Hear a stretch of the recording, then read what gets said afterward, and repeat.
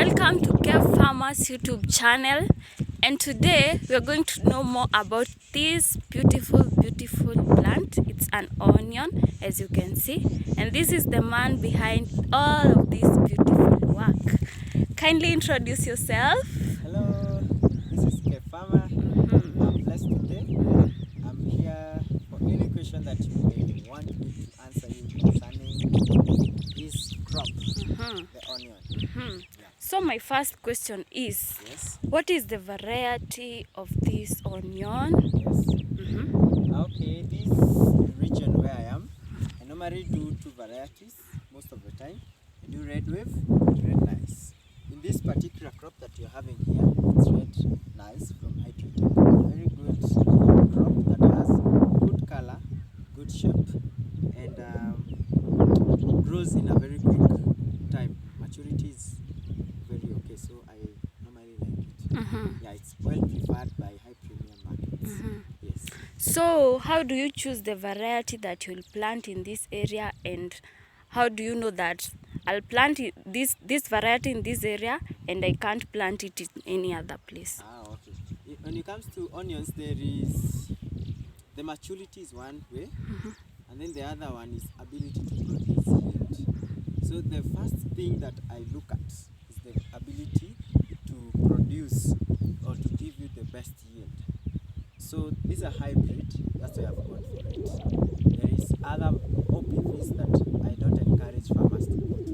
But if you have these hybrids, they are okay. Yes. So my next question, Yes. why onion? Why did you choose to plant onion? It's a good question. Let me tell you, every meal there is an onion. Yeah. So it is involved in almost all households. At least one day. One onion, one per day. It's well consumed in hotels, hospitals, schools. So the consumption of onions will always be there. That is the business part of it. When it comes to agronomic part of it, it's a very easy crop to manage, because one thing, onions do not have so many enemies. When I'm talking of enemies, I'm referring to the disease and the pest. It's able to adapt to almost most of the primates that we have around the world. So that is why I love it. So let me give you a scenario. This onion can get sick today, and then maybe for any case I fail to observe that it was sick.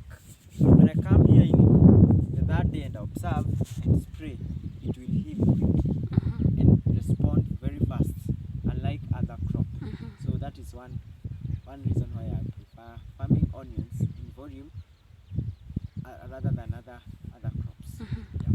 So what is the procedure of onion planting from the agrovet to the consumers? Oh, onions are a very interesting crop. You have to buy the seeds, you have to propagate, and now you transplant, and then you take care of the crop. From the agrovet, you buy the hybrid seeds. You come, you make your nursery so well. A nursery, you nurture the crop for 6 good weeks. Then after, when it is the pencil thickness, you transfer it to the main field. At the main field, depending on the area you are, it can stay between 3 months and 4 months, and then you are ready to harvest your onions. So a complete cycle of onions will take between 4 months and 5 months, depending on the area that you are in. So in an year, you can comfortably do 2 cycles of onion in one land. Yeah. So how old is this onion? These onions, we are headed to week 8. We have done our first top dress, we have done our second top dress, now we are at week 8, a very crucial stage where the crop is forming the vegetative part and the bulbs is beginning to show that is forming. So these are very crucial stage where feeding is very important. Curing of disease and pests is very recommended. You have to do it accurately at this time, because where we are going, the onion now is almost going now to the productive part of it. Yeah. So how many days or months are we left with to take this onion to the consumer and to the market? Oh, we can roughly say it's about another 6 weeks, because because for you to complete from the bud, we give it another full 1 month. For us now to go to the other stage of curing and storage will be 2 weeks or 3 weeks.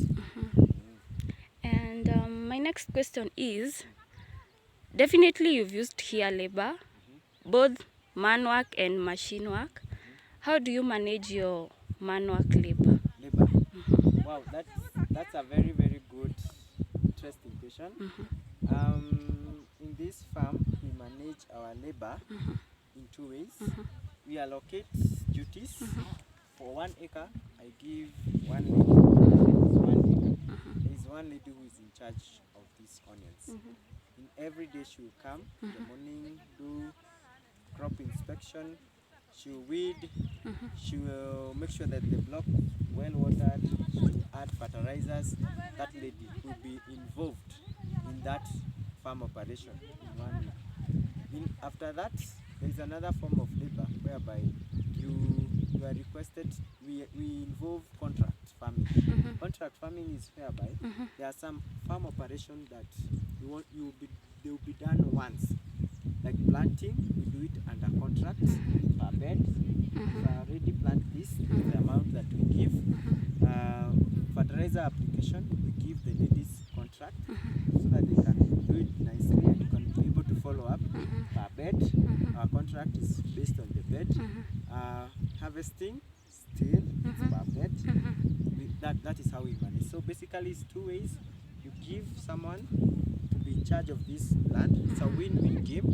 You take care of your crop, and now the contract factor, whereby you'll be requiring women at different stages. That's why you see that my land is ever clean. Yes. No weeds, no disease, because there is someone who is interested. We have the same interest like the way I have. So when I'm saying we want 18 tons, that lady in charge here, she'll know that this is what I'm supposed to do, so that we can get the 18 tons and we all win at the end of this season. After they win, we give kind of incentives in terms of bonuses. Whoever gets the best yield, the best crop, the well-managed crop, we give him or her bonuses based on the work that she was doing. So my next question is, what determines the method of, is it irrigation or watering that you'll use? Because here I can see you have some pipes, or what? Oh, this is the drip irrigation system. We have 2 methods that we can use for onions. We use drip and furrow. But I can tell you for onion, the best that I know, it's the drip irrigation. It will produce the best for you because you use less water, and you're going to monitor fungal infections, the fungal diseases. You're going to monitor them because you're not watering overhead, so the onions will not come into the onion leaves will not come into contact with water at any time, which is the source of the fungal disease. So in drip installation, it's the best for onions.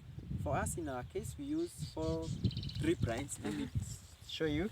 We have 1, 2, 3, 4. This bed is 1 meter length, and we use 4 drip lines so that it helps us to give us the population that is required in this bed. Yeah.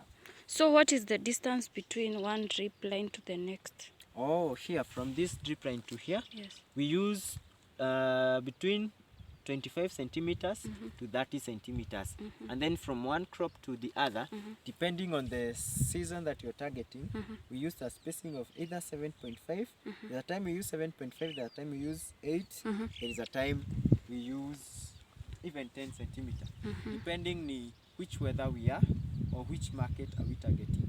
That one you have to factor in the spacing between one crop to the other. If you want big onions, of course you use wider spacing. If you want medium size and small onion, use a smaller spacing of less than 7.5 centimeters. Yeah. So what, you've definitely used either fertilizer or manure. So if fertilizer, explain to us why, and if manure, also explain to us why. Good. Onions, they don't feed a lot, unlike like a crop like tomatoes, a heavy feeder. For onions, you only need to do 2 do top dress and the planting fertilizer. That is when you're talking about base application of fertilizer. The base application fertilizer is the one that you put on the soil. Yeah? So that is one method that we use here. The other method of feeding that we use is the foliar spray that we do at an interval of 7 to 14 days. You have to do a foliar spray. When it comes to base application, in my case, most of the time I prefer using Yara products because they worked well for me. I have trust in them. So there is that program that we follow so that we can give this. Like last week, we were adding these onions, our second top dressing. That's why you can see they have responded. They're actually responding. The only thing that right now we are experiencing is that the temperatures are low. That's why the onions are not moving. The growth is not very fast. In our area, it's usually very hot, and onions love or they like that high temperatures. Yeah. So, have you experienced any pests and diseases in onions so far? Yes, they are there, but that is the easiest way of management because they are the pest and disease. They are enemies. So at any given time, once you see an enemy, you fight it. You fight that enemy. Yeah. The first thing to fight your enemy, make sure that you block on your land is clean because the enemies will use that weed to hide there. To hide in that. In case of the pesticides that we have for onions, we usually have one major pest, which is onion tabasi or drip tabasi. Maybe I can demonstrate where it hides. If you open up your onions like this, if you can open gently your onions like this, the onion tabasi usually hides here. It's a very small. Drips will always be hiding here, but if I can see, I can only spot a few, very few. They are not of economic importance, but they normally hide there. If you inspect your crop of your scouting your onions and open up here and you see some residues, they will be living in your older leaves. But if you open up here and you find the black ones, actually those have already laid eggs and they are of economic importance. So you should be able to come and fight them with pesticides, and they are easy to control. You either do a systemic method of controlling them or you do a contact method of controlling them. When it comes to disease, onions don't have so many diseases.